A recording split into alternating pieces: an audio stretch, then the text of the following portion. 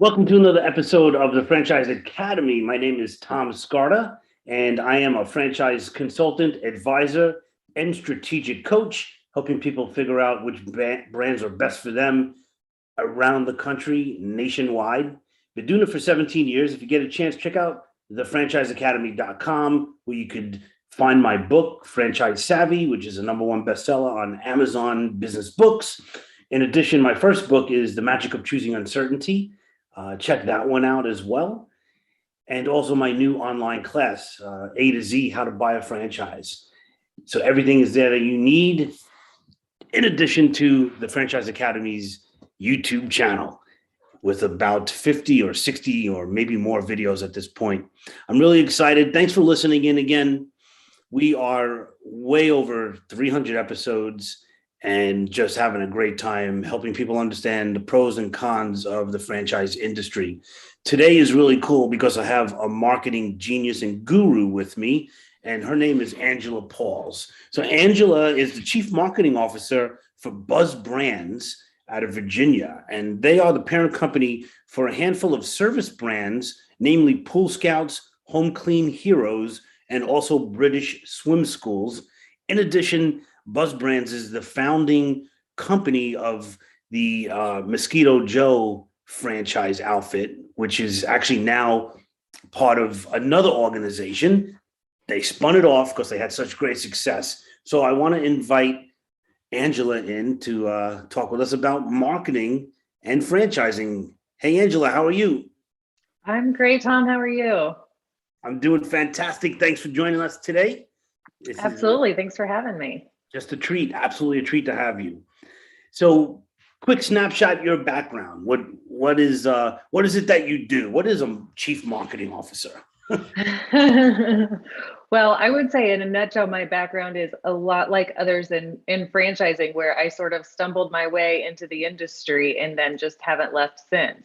I started my career in advertising in the agency world, doing media strategy and planning and working on some great clients like Walmart and BMW, and was really a great, training ground when it comes to all things marketing. And from there, I went and worked at my alma mater, which is the University of Texas in Austin, also a very strong and well-known brand. And I did marketing there for their graduate business programs. And then also during that time, I founded a coffee shop business. And so really kind of got the beginning of my entrepreneurial venture and kind of got the experience that I find very relatable to what our franchisees are going through as they're, taking the steps to commit to starting their own business. Yeah. And really, it was my husband's military career moved us up to Virginia, and that was where I got to know our CEO, Kevin Wilson, and Buzz Franchise Brands, which at the time was just Mosquito Joe. It was just the very beginnings of the company coming together. There were 5 of us then, and there's almost 50 of us now. And so I was really fortunate to be able to get in on sort of the ground floor and was tasked with developing all the marketing programs and rebranding Mosquito Joe to turn it from a local business into a national franchise.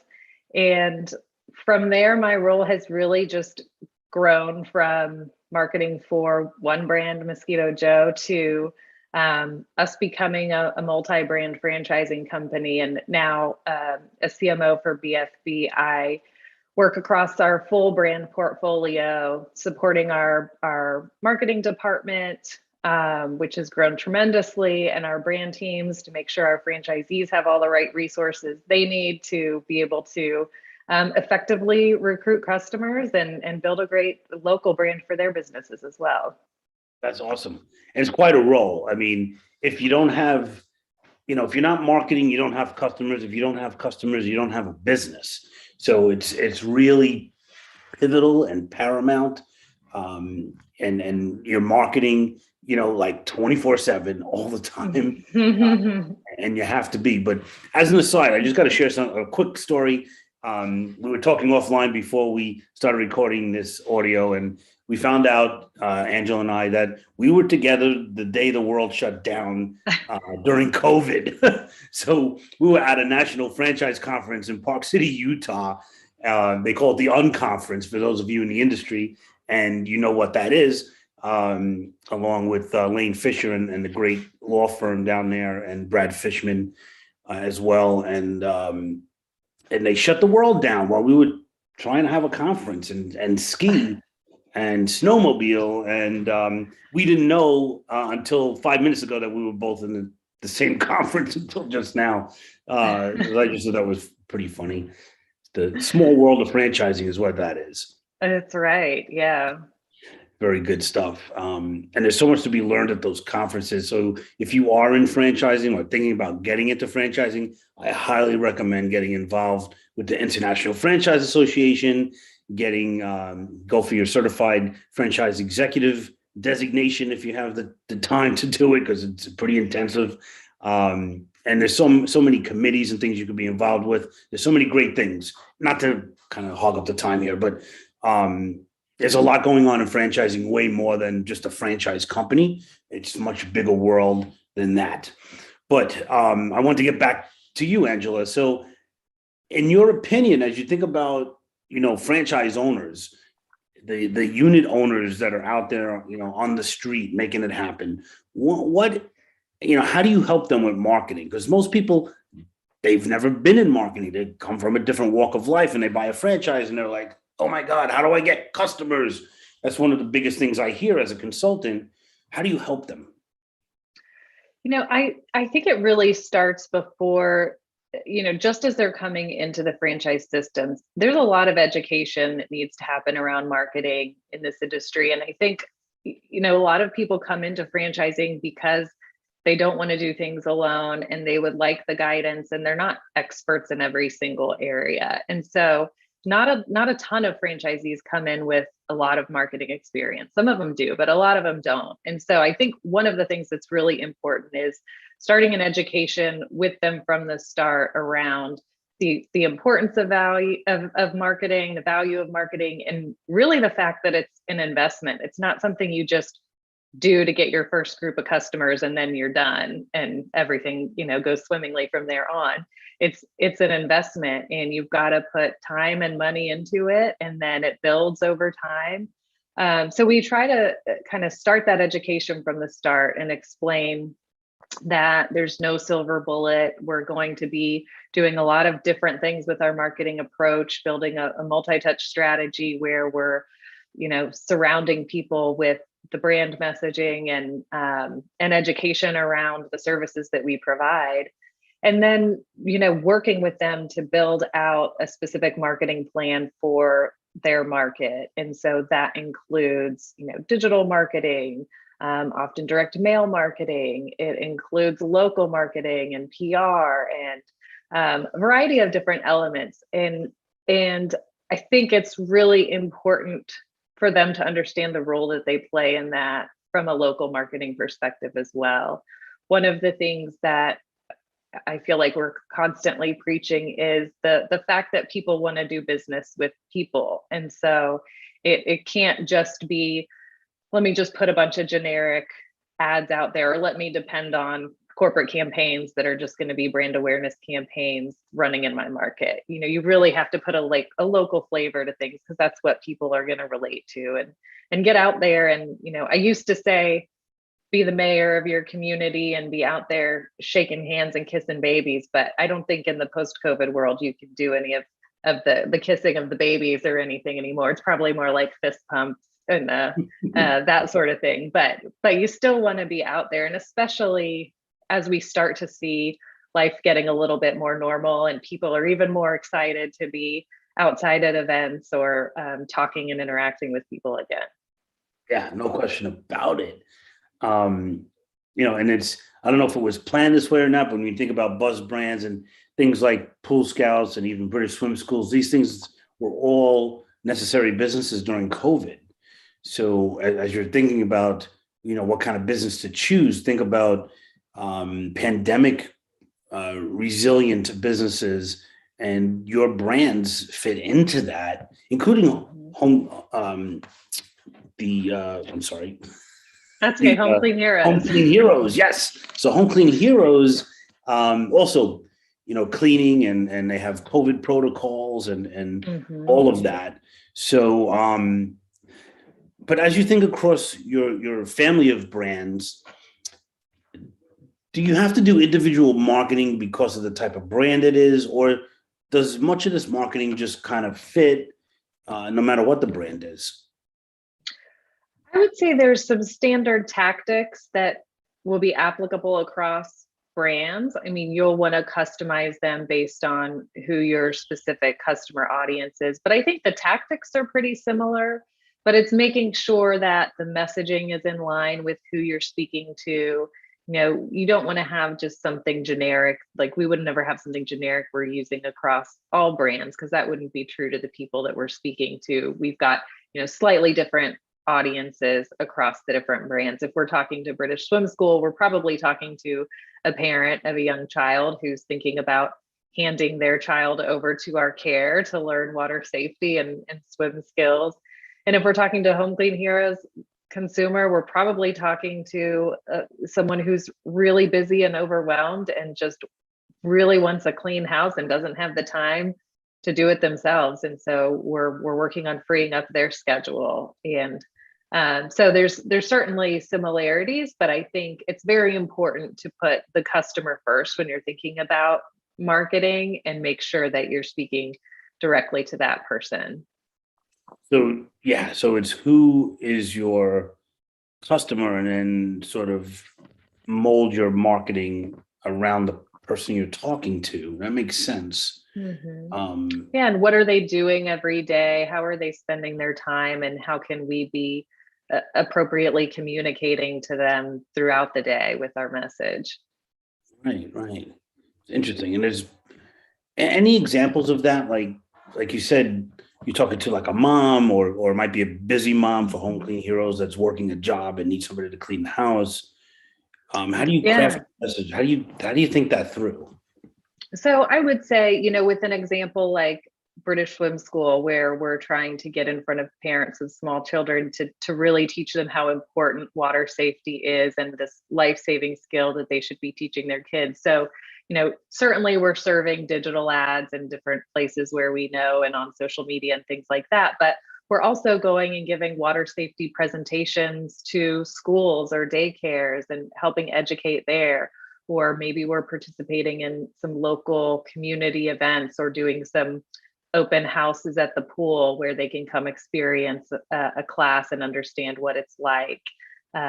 So it's a variety of being in different places at different times, but that's like organic and makes sense versus being just a forced message in an awkward place.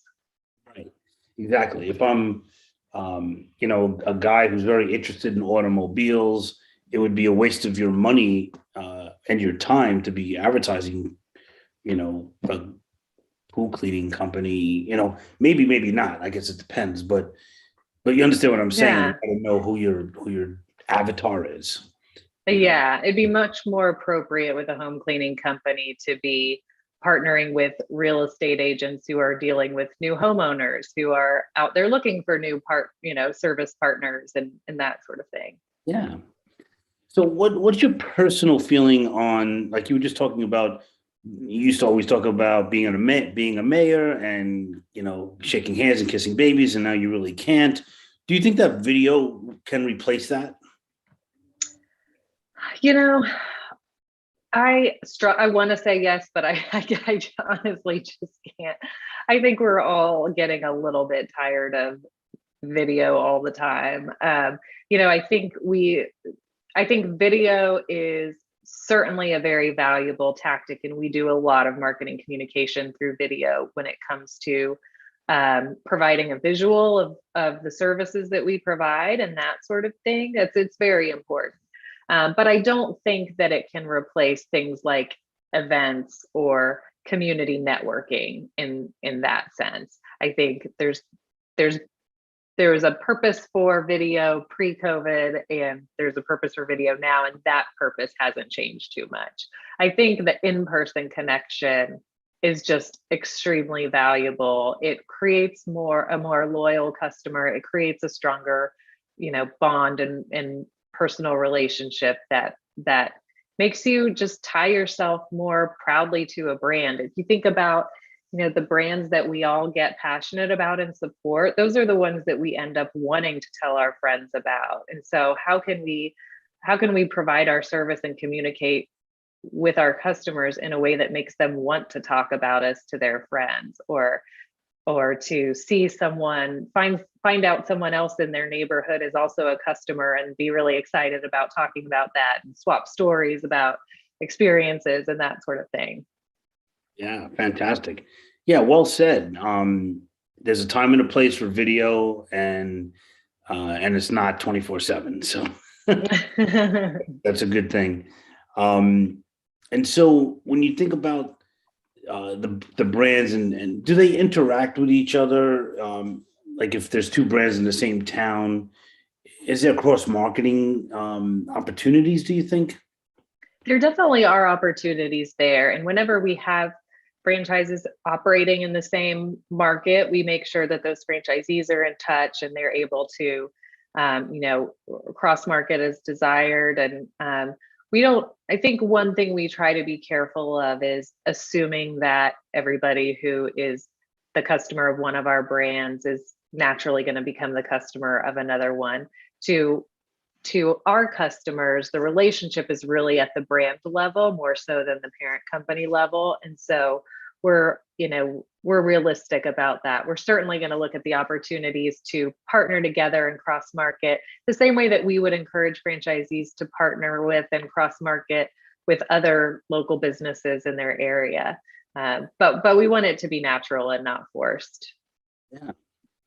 So in regard to the pandemic, is there one or two things you could mention, how you helped franchisees kind of pivot during the crazy time a year or so ago?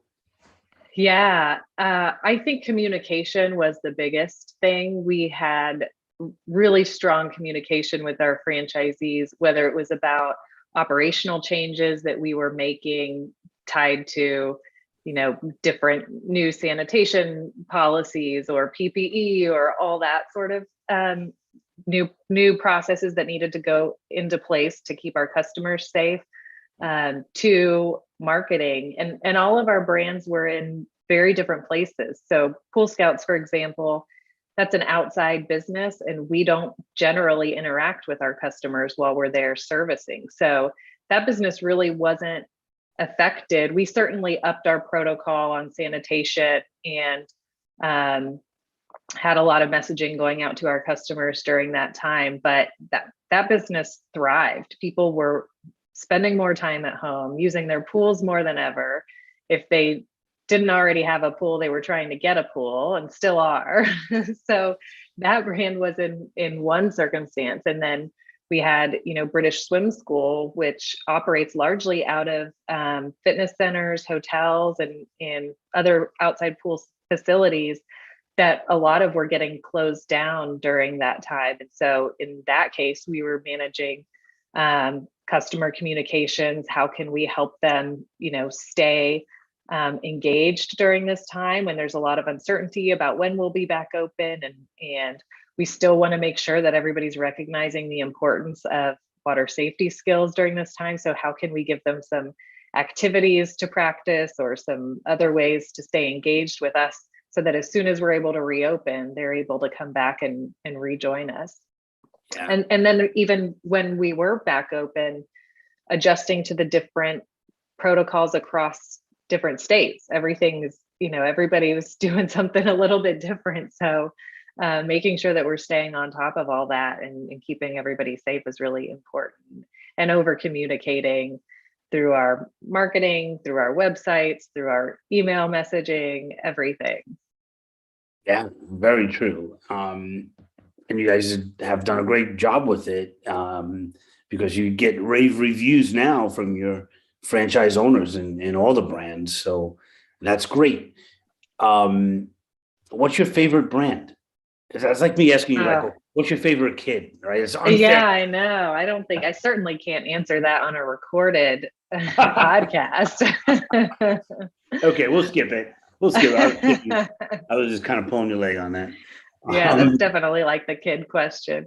Right. It is. Yeah, but when you think about something like I don't know, the British swim schools, like people often ask me like what's a great franchise, and they're thinking about, food.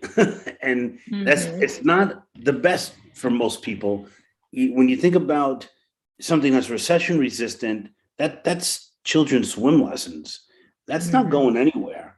It's one of the most important things you could do for a child is get that child to learn how to swim and be safe around water and not be afraid of water. And Yeah. I mean, it's there's like a negative kind of probably marketing thing you could do with that. Um, just the amount of kids that are injured or worse by water. So, Hmm. but I just like to make the point that these are brands, like all the brands we're talking about here are very inexpensive. Hmm. And the money you could make is just really dictated by how much the franchisee wants to market it and Hmm. get customers. And it's really stuff that flies under the radar that is needed, not wanted, in Yep. regard to the consumer, right?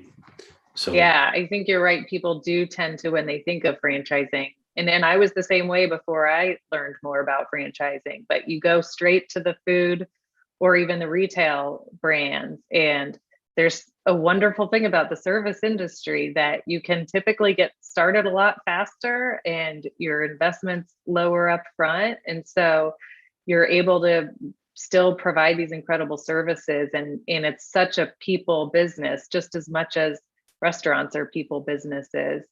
Um, but with the nice thing with our all of our brands as well is that they're recurring services, and which is great from a revenue standpoint with recurring revenue coming in, but also the relationships that we build with customers. They're not coming to us once, they're coming to us over and over, and so you really do get some depth in those relationships. that's cool. I didn't think about that part of it. You are right about that. So if I'm a franchise owner and I'm having great success with teaching kids how to swim, and then I go to the same customer base and leverage that same base because now I'm also cleaning homes or maintaining pools. I have like Hmm. a network of people who already know me and hopefully like me. And Yeah. so that's a cool way to go. I love that. Yeah. And if I've built a great relationship with you and I trust you to come inside my home and clean it, then I'm sure I probably also trust you with my pool. And then if I've got a pool, I really need to have my kid safe around it. So I better get those lessons in too. Right, right, absolutely. Um, as you kind of take a step back for a second in your marketing role, I'm just curious to know. So you're marketing for the brands, you're helping all the strategy and everything. Are you also helping with marketing for franchise development? So selling the franchises, attracting new franchise owners. You get involved with that as well. Yeah, sure do. That's great. And so the strategies for that are ubiquitous. Is there any ways that you like to that you feel are working better than others in regard to marketing for franchisees?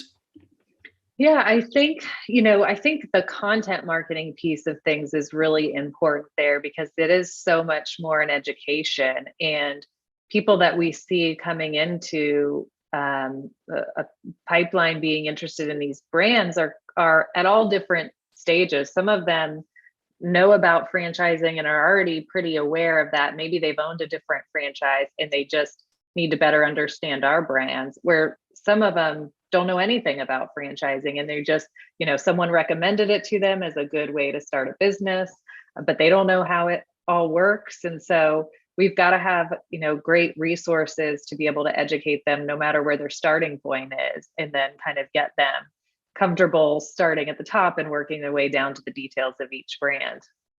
So, just if you could, for the folks that don't know, can you kind of define content marketing, what you mean by that? Yeah. So, what I'm thinking of when I talk about content marketing is all the materials that we're putting together. They could be videos that are talking people through our brands. They could be email campaigns that are educating in different areas, or flyers that we're providing. It can be a variety of different things, but really places where we have the time and the space to really educate on who we are and what franchising is, and what some of the great benefits are that keep us all working in this industry. Right. So it's really talking about it's really educational, talking about really why franchising and why this brand, but it's not, as opposed to like advertising where it would be more about, here's the bells and whistles. This is why we're the best swimming franchise. This is why we're the best cleaning franchise. So that's helpful. I appreciate that. So what are you excited about now? What's going on with your role, with buzz and everything else? Well, gosh, there's several things. This is always an exciting time of year. It tends to be the time of year we're getting a lot of new franchisees launched. So we're running a lot of marketing training. As we grow our franchisee base, we're growing our support team. So I think we've added about 5 new marketing team members just in the past 6 months or so. So that's always exciting. And then I think just the growth of Buzz Franchise Brands as well. We've got, in addition to the new franchisees we have coming into our current brands, we're now sort of opening up the option again to look for additional brands to add to our portfolio, which we had sort of put on pause for a while throughout COVID, because we really wanted to focus on our current franchisees and getting them through the challenging times. So now we're kind of at this great inflection of getting marketing programs out there, getting franchisees ready to go for the year, and then thinking about future growth as well. So you just said something really, really important in case the listeners didn't hear that, but you said you basically put, bringing on new brands to focus on franchise owners and help them through the pandemic. So that is huge. So my last question for you, and I know you have to go, so you're running all these brands. As someone's out there and they're thinking about a franchise,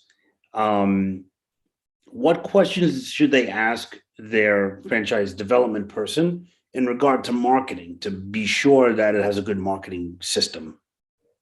Yeah, I think one of the important things is understanding the marketing programs that are in place and how the corporate team of that franchise brand is involved in supporting those initiatives. So it's, one of the things when we first founded Mosquito Joe and we went out to figure out, why do we think some franchisors are successful and why do some grow more slowly or struggle and ultimately not make it? And a lot of it came back to marketing. And what we found was the franchisors that just say, come in, do some marketing, but don't provide any education or any guidance in that, the marketing doesn't get done because the franchisees don't know what to do. And it's scary to spend money when you don't feel confident in the decisions that you're making. So people don't invest the money in marketing, and then they don't generate the customers to have a sustainable business.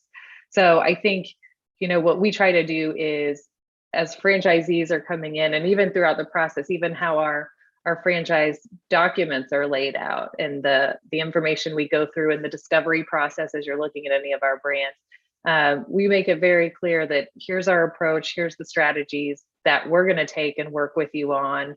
When you come through training, we're going to be laying out a marketing plan for you. It's going to involve, components of digital and components of local marketing and all those different areas that'll work together.